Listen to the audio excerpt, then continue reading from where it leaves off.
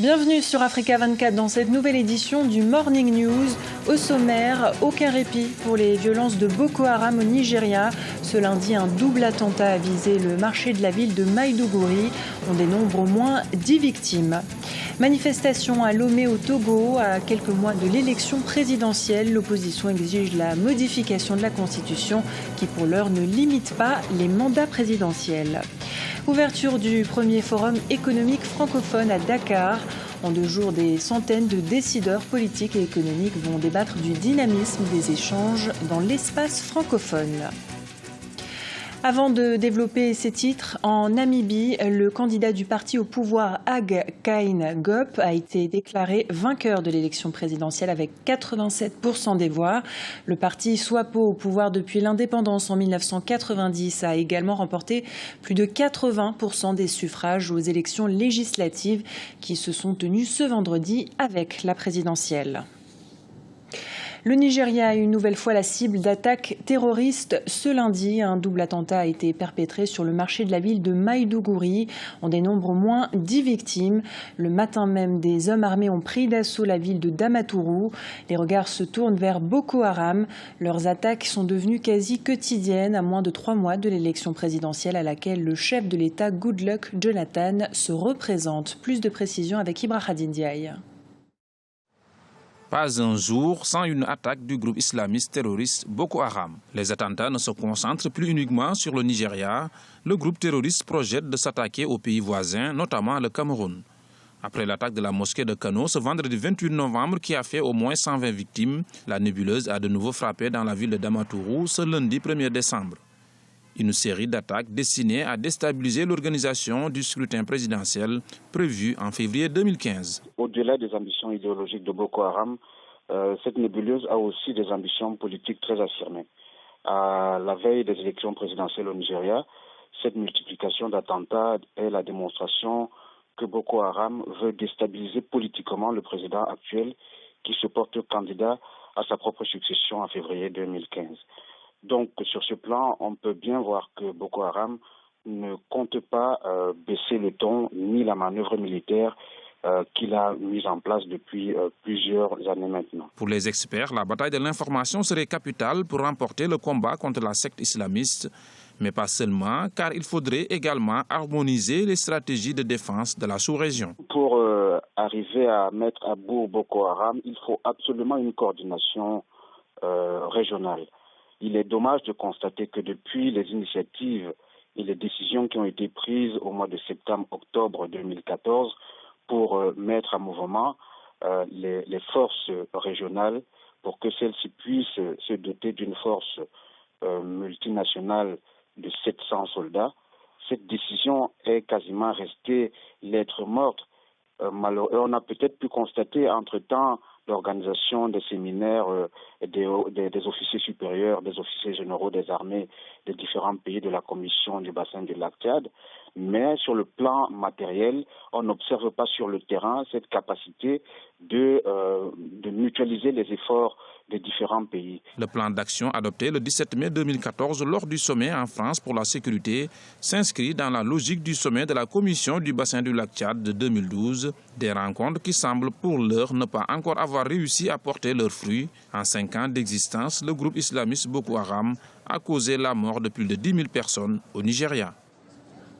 À quelques mois de l'élection présidentielle togolaise, la révision de la Constitution est au cœur du débat politique.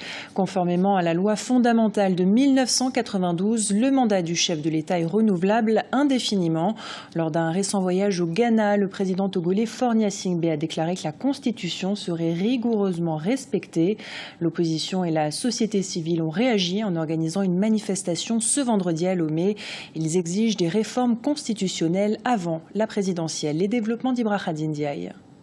Manifestation à Lomé pour des réformes constitutionnelles. Le bras de fer entre la majorité présidentielle et l'opposition se poursuit au Togo. L'opposition réclame une modification de la Constitution afin de limiter le nombre de mandats présidentiels.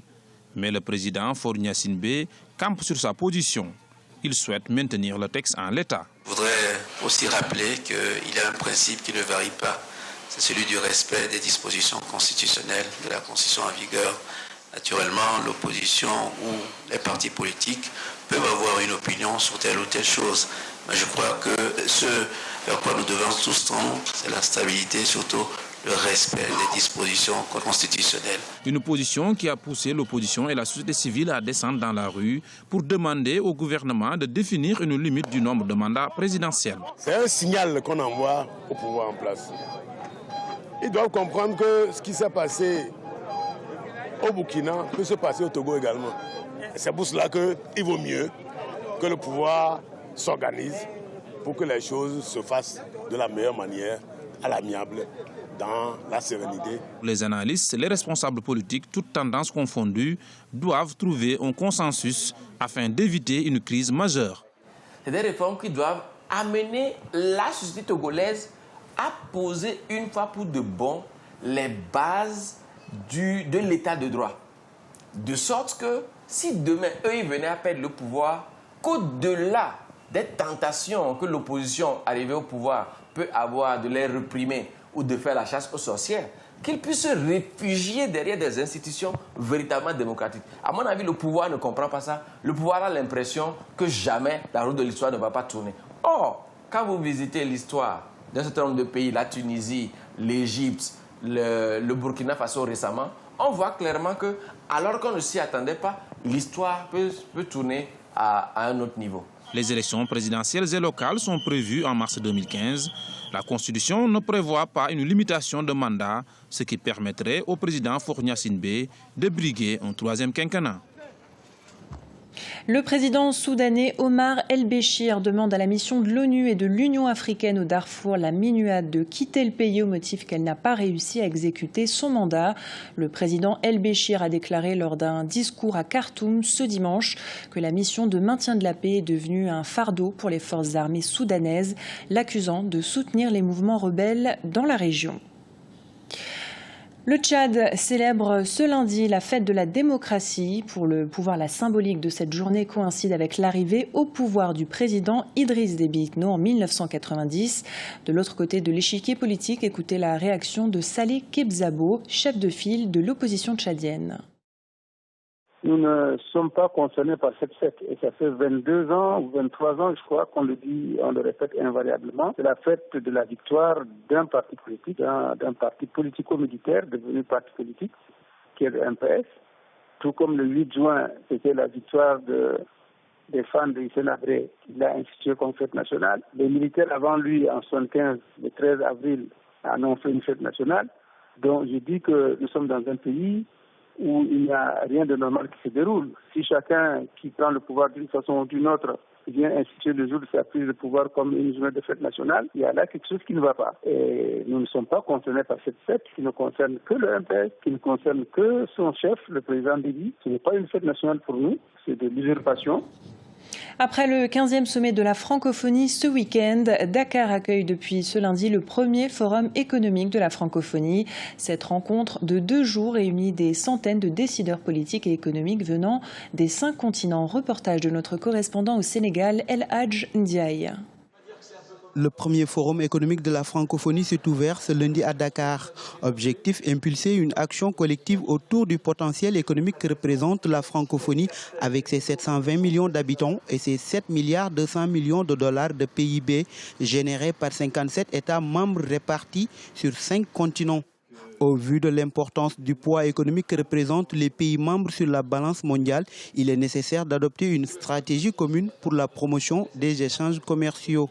À mon sens, dans un monde ouvert et globalisé, l'avenir de la francophonie ne peut se résumer aux problématiques de la langue, de la diversité culturelle et de la vie politique et institutionnelle. Il se jouera cet avenir aussi de manière décisive sur le terrain de l'économie. Le président Macky Sall a par ailleurs souhaité qu'une attention particulière soit accordée aux PME, petites et moyennes entreprises principales pourvoyeuses d'emplois.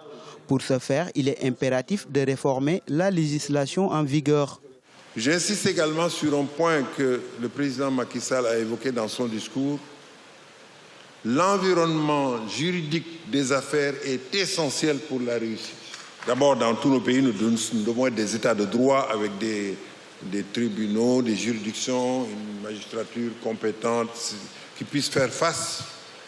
Mais surtout, nous avons la chance, nous, en Afrique, d'avoir l'OHADA, l'Organisation pour l'harmonisation du droit des affaires en Afrique. Personnalités politiques et économiques débattront pendant 2 jours sur les moyens à mettre en œuvre pour optimiser et encourager les échanges entre les États membres de l'OIF. Ce premier forum économique de la francophonie consacrera également une place de choix aux médias francophones autour de débats sur le numérique et les opportunités qu'il pourrait représenter. En Guinée équatoriale, lancement à Bata ce dimanche de la 9e édition de la Coupe de la Communauté économique et monétaire de l'Afrique centrale. L'équipe équato-guinéenne a affiché d'emblée ses ambitions en s'imposant 4-0 face à la Centrafrique en match d'ouverture. Le résumé de la rencontre avec notre correspondant Policarpo et Doumassa. Victoire écrasante de la Guinée équatoriale devant la Centrafrique en match d'ouverture de la Coupe de la CEMAC. La sélection équato-guinéenne de football a empoché les 3 premiers points de la 9e édition de la compétition en battant les fauves de la République centrafricaine de 4-0. Les hommes d'Anthony Goecoechea, certainement poussés par un public de plus de 30 000 spectateurs, ont ouvert la marque avec une frappe de Mike Ndong. Puis viendra le tour de Juvenal Adjogé de doubler la marque. L'avant-centre équato-guinéen Francisco Hondo viendra à son tour signer un 3e but. Robin Obama signera le 4e but équato-guinéen à 15 minutes de la fin du match. Score final, 4-0. Un match qui donne aux Alangues une marge de manœuvre conséquente pour affronter les Lions indomptables du Cameroun. Nous avons fait un bon match. Nous n'avons pas encaissé de but et c'est ce qui est important dans n'importe quelle compétition. Nous avons mieux joué, nous sommes vainqueurs et donc satisfaits. Le plus important maintenant, c'est la partie contre le Cameroun, qui est une bonne équipe avec un bon championnat. Les Centrafricains ont multiplié en 20 les attaques en fin de partie. Une insuffisance qui s'explique selon eux par le manque de préparation. Il y a eu un stress qui a joué un peu sur nos gars. Bon, je crois que c'est ça qui a joué un peu. On n'a pas livré, on n'a pas présenté notre football d'habituel. Nous avons déjà perdu 4-0, on va essayer de rectifier tout ce qui n'a pas marché aujourd'hui. La Guinée équatoriale affiche d'emblée ses éditions et veut mieux faire qu'à la 8e édition au Gabon où elle avait été éliminée. Le Zalang national devra rééditer l'espoir de ce dimanche face aux Lions indomptables du Cameroun lors du tour suivant prévu pour le 6 décembre prochain afin de s'assurer une place pour les demi-finales. Ce journal a été réalisé par l'ensemble de la rédaction. Nous vous remercions pour votre fidélité. Dans un instant, une nouvelle édition de l'actualité sur Africa 24.